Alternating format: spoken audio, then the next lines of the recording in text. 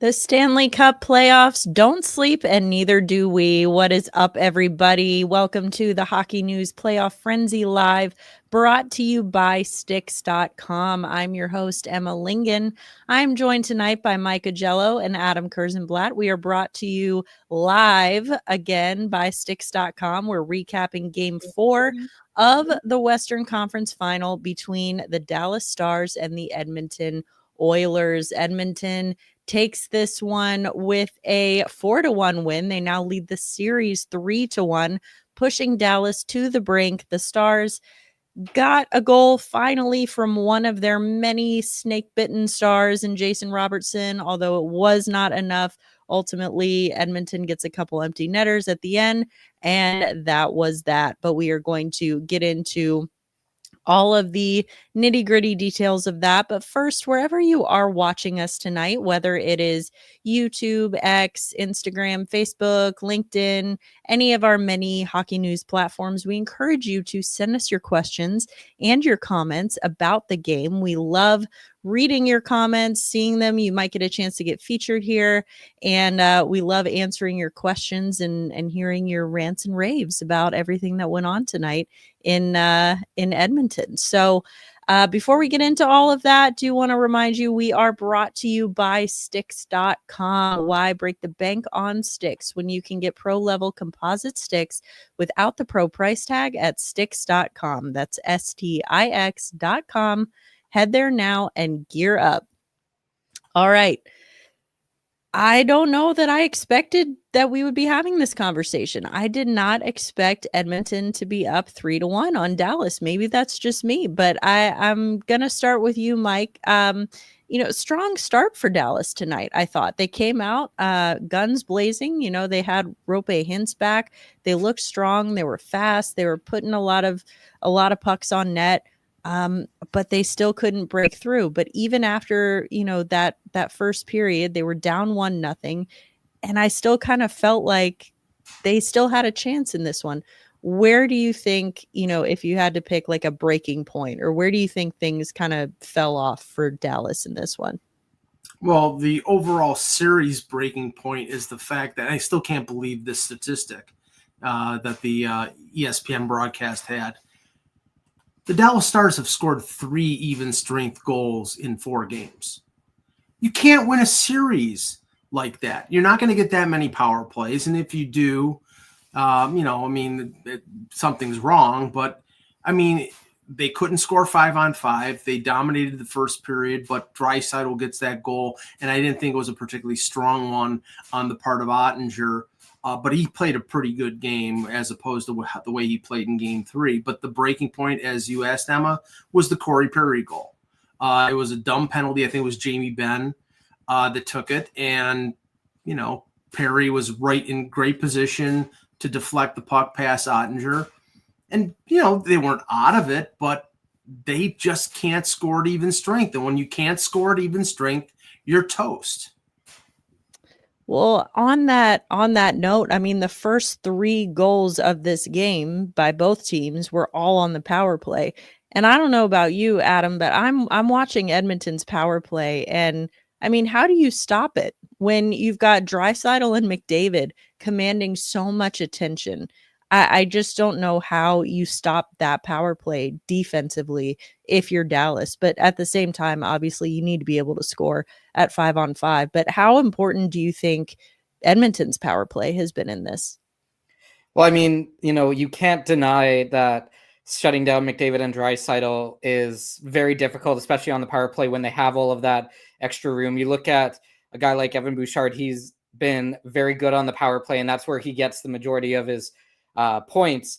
But if you're Dallas, you have to keep forcing that issue. You can't change how you're playing necessarily on the penalty kill.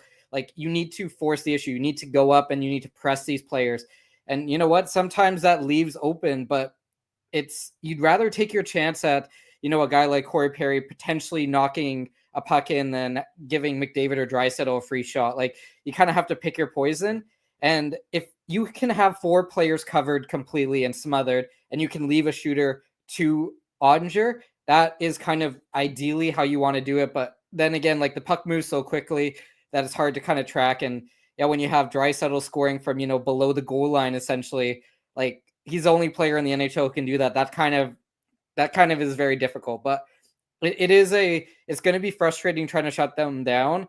But if you can continually clear pucks, if you can continually push pucks out of the zone, even if it's just 5 or 6 meters out of the zone, that causes a reset, and that leads to some frustration. Well, I mean, Mike, I'll come back to you to talk about Dallas here, going back to something you said about how they just can't score at 5-on-5. And it's frustrating to watch, honestly, just, because it's not for lack of chances and it's not for lack of opportunity. They're getting the chances, they're putting the shots on net, but they aren't getting rewarded. I mean, you look at guys, like I said, Robertson finally gets one tonight, but he is one of several just struggling goal scorers for Dallas right now. I mean, you've got guys like Matt Duchene, Jamie Benn, Mason Marchment, Wyatt Johnston, Tyler Seguin. I mean, the list goes on of guys who just can't find the back of the net for Dallas in these playoffs. So, I mean, especially looking at, I think I saw from Natural Stat Trick, the Stars had 1 high danger shot attempt over the last 2 periods of the game. Like you said, Mike, that's not going to win you a series. And I think when you look at this team and their just sort of team-wide struggles with goal scoring, is it one of those things where you just cough it up to, they're just snake bit? Or, what do you see, Mike, as being kind of like an overarching problem here? Well, I mean, I don't attest it to the great defensive performance of the Edmonton Oilers, because that's not the case. I mean, they're hustling. This is a playoff, a team that got to Game 7 of the Stanley Cup final, but they're not a good defensive team. But I think it's really the fact that Dallas is snake bit. It's not one player, although Rantanen, hasn't scored a hat trick at any time recently. We've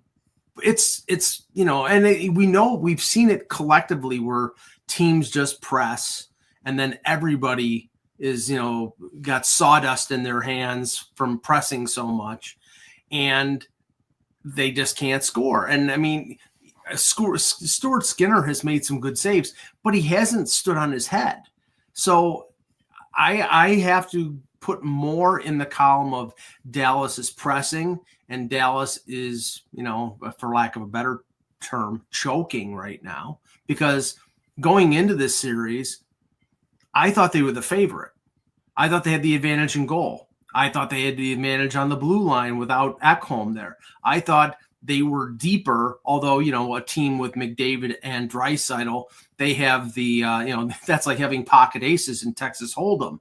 But, I thought that Dallas had the advantage, and none of that has been the case so far through 4 games, except for that one period when Dallas went hog wild in Game 1 in the 3rd period.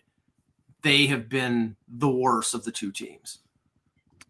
Yeah, I mean, I know you and I have been saying this all playoffs, Mike. I need to stop doing this. I keep betting against Edmonton, or not actually betting, but I keep assuming that Edmonton is not gonna win. I'm like, no, this is gonna be the series that finally does them in. And every single time they prove me wrong. And so again, when you have a team with McDavid and Draisaitl, then why are we betting against them? I don't know why we keep doing that. But you bring up an interesting point about the depth, and Dallas is always, we always talk about this with Dallas. They always have the depth advantage. It seems like no matter who they play against, it's always like, well, Dallas has the depth. Obviously, as we just discussed, we have not seen that depth from them in this series in particular. But ironically, we have seen more of Edmonton's depth, I think, in the playoffs, and then in this series in particular. I mean, You have guys like Ryan Nugent-Hopkins had another multi-point game tonight. He's had multiple points in every game in this series so far. He's been huge. He set up Leon Draisaitl for that first goal tonight. You have guys like Zach Hyman. Now we're going to get to him in a second because unfortunately, not looking good for him. He left in the first period after a hit by Mason Marchment, did not end up returning to the game. We still don't have a status update on him. But I mean, Adam, when you're looking at the depth players here at Edmonton and guys like Corey Perry too, and guys who have maybe had to step up into more elevated roles when something happens, like Zach Hyman goes down in the first period, how important has that been for Edmonton? And then how big of a loss is it going to be for them if Zach Hyman is out for an extended period of time? Well, I mean, one player that you can really look at who's played really well for Edmonton is Kasperi Kapanen. Like, we saw what he was able to do on that empty net goal. And, there's a way that that you have to play defensively to get those empty net goals. It's not necessarily cheating the line, but he can read the play and he knows the puck is going to come to him. And then that's how he basically ices the game. But you look at guys like Vasily Podkolzin. He is a physical presence. That's a guy who, I know very well from being in Vancouver. Whether that Brett Kulak on defense has been really good. Adam Henrique, really good. All of these players, it's like, yeah, you can shut down McDavid. Yes, you can shut down Draisaitl. You can shut down Ryan Nugent-Hopkins as well, or Hyman. But it's like a second wave is coming, and you can only hold off for so long. If Zach Hyman is out, that is a massive loss. Obviously, we know what he was able to do last season, what he was able to do this year. We'll see if they go back to that McDavid-Draisaitl combo full time with no Hyman in the lineup, and then you just have Nugent-Hopkins as your second line center, which isn't a bad option. I'm pretty sure there are a lot of teams that would take Nugent-Hopkins in their top six any day of the week. But overall, yeah, it's been the depth, and it's been an impressive performance from these depth guys that are really stepping up when Edmonton needs them the most. Yeah, Mike, what did you make of that, the play that got Hyman, that sent him out of the game with him? Obviously, it looked like he was maybe favoring his arm or his shoulder. What do you think about that play? What happened there, and how big of a loss is it going to be for the Oilers?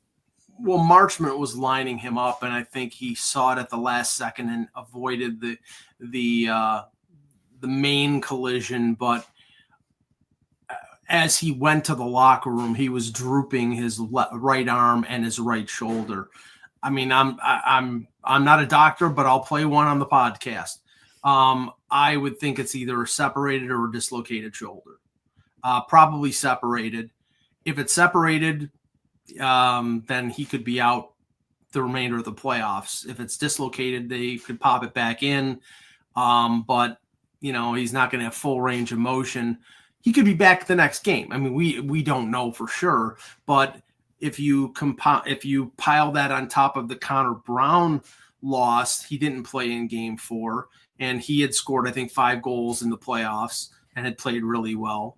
I mean, just keep digging up X leaves. You have Kasperi Kapanen scoring the empty net goal. Why don't you just let's bring back Vinny Domfus or Rick Vive or some more X leaves. But at a certain point, it's going to start to hurt the Oilers. And they were saying on the broadcast, well, if he's out, well, they can just bring Jeff Skinner back. Well, Jeff Skinner's played 1 game in the playoffs, and there's a reason why, because he's Jeff Skinner.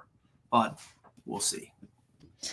Well, it's funny, I think, when you look at Edmonton and all the guys that you're getting contributions from, guys like Kasperi Kapanen, for example, where I'll be honest, I kind of forgot that he played for the Oilers now until the start of the playoffs. And talk about clutch. I mean, he's gotten 2 goals. The first one was the series clincher against Vegas, and then the second goal was the empty netter to kind of seal the deal here tonight against Dallas.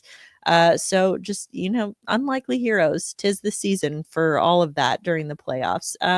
If you are just joining us now, this is the Hockey News Playoff Frenzy Live, brought to you by Sticks.com. Emma Lingen, Mike Agello, Adam Kurzenblatt talking about Game 4 between the Edmonton Oilers and Dallas Stars. Edmonton takes the 3-1 series lead, pushing Dallas to the brink of elimination, and we are talking about it now.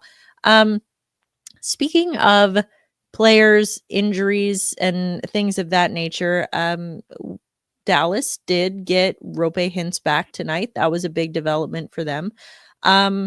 Not sure how much it helped them. Obviously, they were still struggling to find the back of the net there. I'm gonna ask Adam first because Mike, I feel like this is something you'll have some thoughts on, and I'm gonna let you just wax poetic about it. But first, I'm gonna ask Adam. Did you notice? I feel like it was hard not to notice the maybe after whistle shenanigans from Evan Bouchard with Rope Hintz. Again, Hintz, he took that slash from Darnell Nurse, and so he did not play in game 3. He's got a history of knee and ankle injuries. It seemed like tonight, maybe Evan Bouchard was giving him some extra, maybe a little more than love taps, I think, down in the shin area. So, what did you think of that? Do you think that's just gamesmanship, or what do you think of Edmonton kind of playing dirty there? I mean, that's what happens every year in every single series. If you know that a player is injured, you're going to give them little shots. Like, that's just part of the game. Is it dirty? Yes, but it's kind of evolved into this, what we've seen. Like this, like I said, this is not new. I mean, if Edmonton does go down this route and they are going to start slashing Hintz and giving him extra little shots, they do have to be careful because the referees are looking out for this type of stuff. We saw a little bit of interference, those interference penalties that we don't usually see in the regular season called tonight. We saw 2 of those. So I think that the referees they're going to let the players play, but I think that they're also a little bit more paying attention to the stuff that goes on after the whistles. We've seen them pull players out. We've seen them give players warning, and nobody wants to see anybody get hurt. But I think that, if you're going to target a player, Edmonton showed that they're going to do that. It will be interesting to see what happens when this series goes back to Dallas, if we'll see a little bit of retaliation from Dallas on Edmonton's players, because we know that there's some Edmonton's players that are battling through stuff, especially if Hyman comes back. We'll see, they do have Jamie Benn. Like, Jamie Benn's a great player, but we know that he is not afraid to get into it with anybody. So we'll see exactly what happens if Zach Hyman returns to the lineup, and if Dallas kind of looks at this situation and says, you're going to go after our star players, we're going to start going after your star players, and see what happens there. Mike, what do you think? Playoff hockey is a war of attrition. And Jamie Benn, as Adam just mentioned, in the previous series, he punches Mark Scheifele in the head, a guy who just came back from a concussion. So does Jamie Benn have any conscience? No. How do you get back even with the Edmonton Oilers? You don't go after Kasperi Kapanen. You go after 97 or 29. That's how you get even with them. And that's what Edmonton has to worry about. Now, I saw on the broadcast Chris Rooney, the referee, go to the Edmonton bench and basically tell Chris Knobloch, tell him to cut this crap out. And for the remainder of the game, they really did. But going back to Dallas, facing elimination, I think all bets are off. And now, if God forbid for Edmonton, if Dallas gets up to, but this would mean they would actually have to score 5-on-5. But if they get up 2 or 3 goals, you could see Dallas trying to even the score a little bit, or at least bring Edmonton down to size by trying not to take them out, because then somebody will get suspended for 10 games. But they'll try to throw a little something McDavid's way or Draisaitl's way to slow them down a little bit and limit their effectiveness. That's playoff hockey, folks. All right. Well, Mike, you mentioned earlier the sort of the turning point in the game being Corey Perry's goal on the power play for Edmonton. And I mean, really remarkable for him what he's done. I mean, it was his 6th goal of these playoffs. He is now tied for the most by a single player, age 39 or older. He's 40 years old in a single postseason. So he's tied with some pretty recognizable names there. I mean, you've got Timo Solani, Mark Reiki, Ron Francis, John Beliveau. I mean, where do you think that? I mean, Corey Perry at his age, doing what he's doing, where does he kind of rank? Adam, I'll ask you, where do you think he kind of ranks among playoff performers of his generation? Well, before I answer that, just no, Corey Perry's former junior team, London Knights, played today in the Memorial Cup. They lost to the Medicine Hat Tigers. So if you're wanting to look back at a little bit of history, Corey Perry, one of the most successful London Knights alumni in the NHL. But I mean, the thing about Corey Perry is that he just knows where to be. And that's a big part of this. Like, he knows how to be a pest. He knows how to get in front of the net. He knows how to annoy the other team's goaltender or defender. And I mean, we've seen it. How many of those goals have gone off different body parts of Corey Perry just from being in the vicinity of the goal? Like, he's a very smart player. And that's why he's been able to stay in the NHL for as long as he has. Now, it doesn't hurt having, McDavid and Draisaitl just shoot the puck at your stick and hope that it bounces in.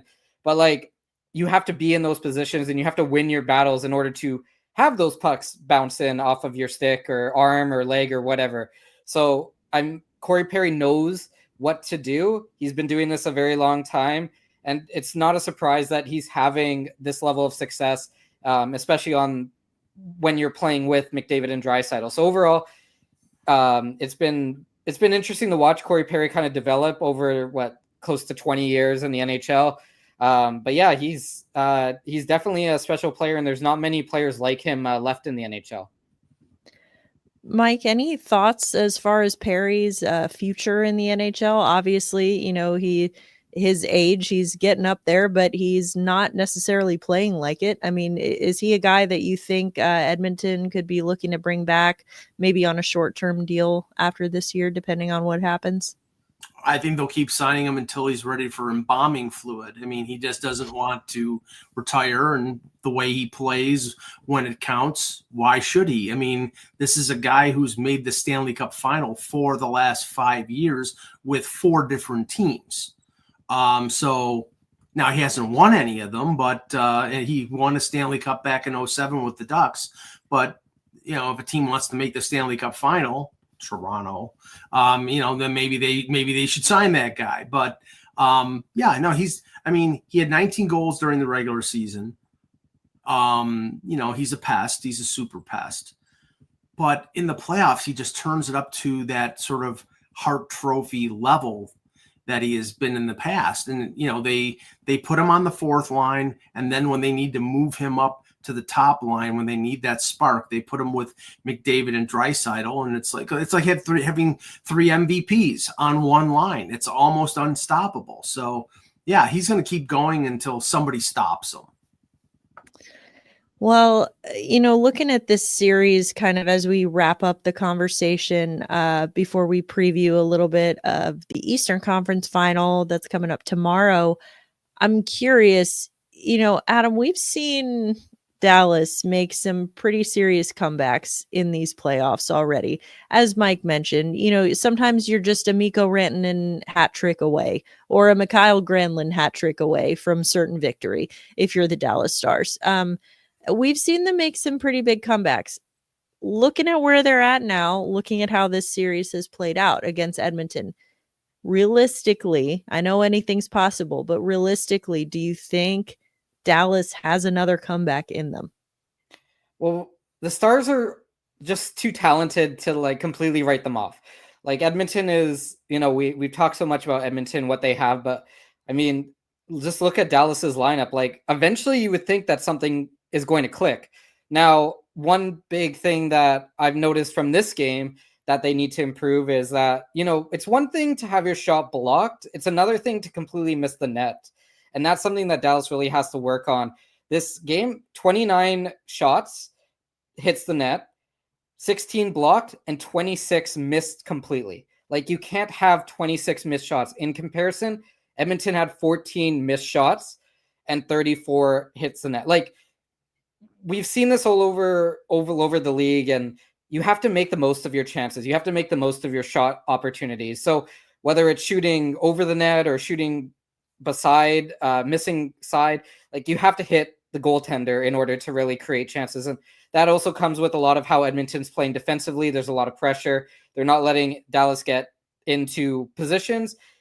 But like I said, Dallas is just, you look at like Robertson, Johnson, Miro Heiskanen, like, all of these guys are top of the line players who are going to make a lot of money in this league because they can score and they can produce offense, and they just haven't yet. So, I mean, is it going to be difficult? Yeah.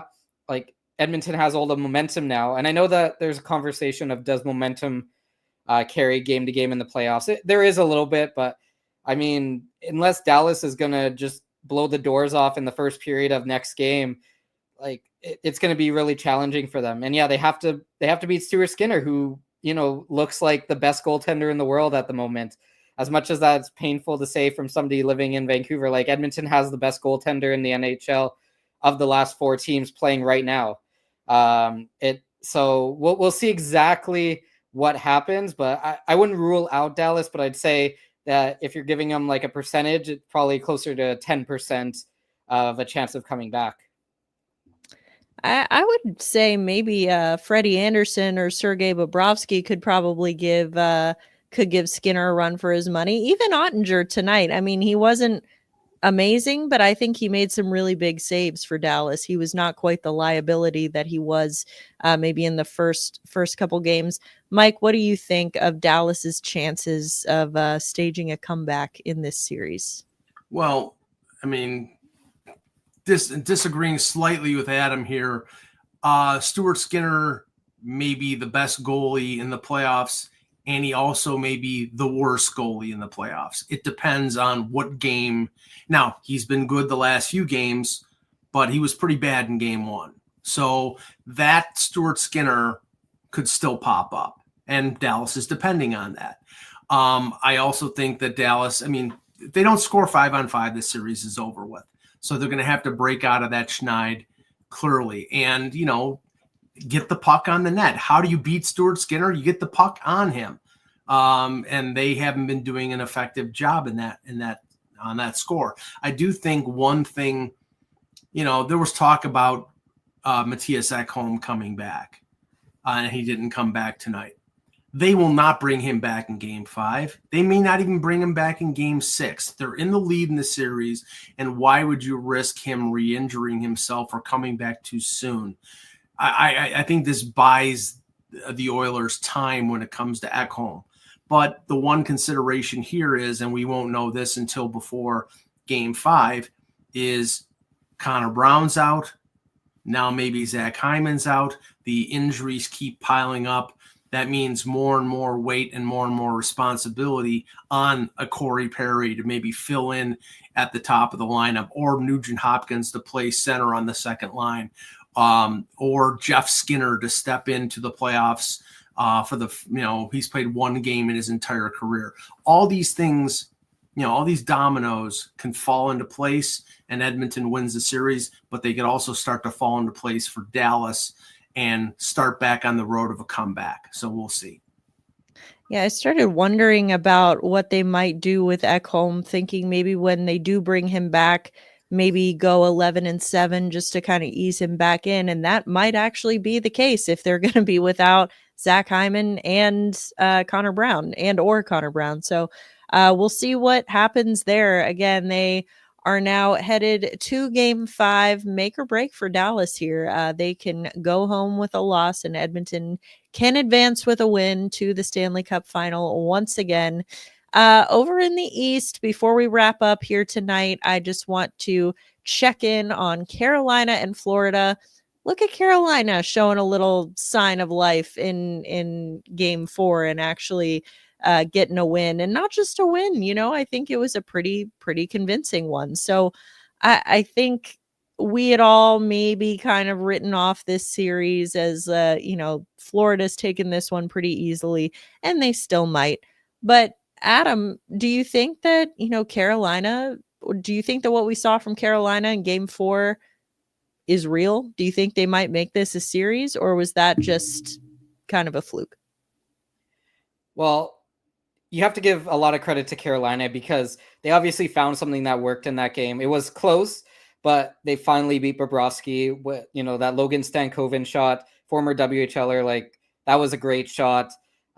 He's been great this entire series, but if Carolina wants to win, they need guys like Svechnikov. They need guys like Aho to really kick it up a notch overall. Like, Carolina, they generated a ton of chances in the regular season, and that hasn't really translated to the series because Florida is just a bad matchup for them, just in general, like just how they play. But I mean, it is a Rob Brendamore coach team. Like, there's a reason that they are winning consistently every year and going on long playoff runs. So I think that while they might not come back necessarily and pull off the 4 straight wins against the defending Stanley Cup champions, I could see them winning tomorrow, but I don't know if that can translate to a game 6 because eventually Florida is just gonna kick it up a notch, and we'll see exactly what happens with Sam Reinhart. Like, Florida also has some injuries, so we'll see exactly if how Florida builds their lineup, how they play, and if it could have just been an off night for Florida. Like, they could have said, look, we're up 3-0. We're not, and might have not put their foot on the gas completely. That's totally possible. Or it could have been Carolina saying, could potentially our last game. We're going to play our hearts out. So we'll see exactly what happens tomorrow. But I think that Carolina has a shot tomorrow. But like I said, I don't know if they're going to come back necessarily completely in the series. Mike, how far do you see this series going between Carolina and Florida? Not very far. Let's just say this. The easiest place to play the Florida Panthers is Amerant Bank Arena. They won game 5, game 7 against Toronto, and then the first 2 games in Carolina. And right now, Florida is 0-2 in the last 2 elimination games at home. So I think they took Carolina a little bit for granted, by sitting out Reinhart, sitting out Bobby Orr, Mikkola, and AJ Greer, who's been pretty effective on their fourth line. And I think they thought they thought that they were maybe down and out, and I think Carolina showed some pride and came back and won a game. And when they're 0-15 in Eastern Conference Finals, you can roll the dice and say, okay, they're done. But they weren't done. So now Florida's got them right where they want them, on the road. And that team is a beast on the road. And I fully expect them to finish Carolina, because if they get up 1-0, that rabid crowd in Raleigh will fall silent. Now, if they get in the lead, then Adam might be right. Then they go back to game 6, and then the pressure starts to increase on Florida. But I expect Florida to finish it off tomorrow.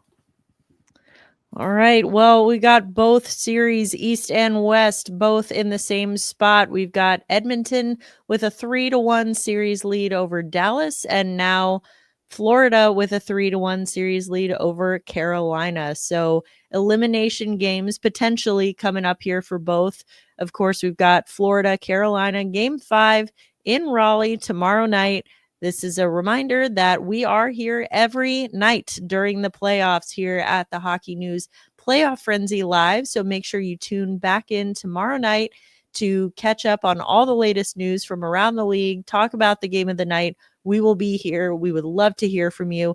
For now, though, that is going to do it for tonight's episode of the Playoff Frenzy Live, brought to you by Sticks.com. Thank you to everyone for joining us, to everyone who tuned in, sent us your comments, your questions. We love hearing from you. Definitely tune back in tomorrow. For Adam Kurzenblatt and Mike Agello, I'm Emma Lingen. This is the Hockey News Playoff Frenzy Live, and we will see you tomorrow.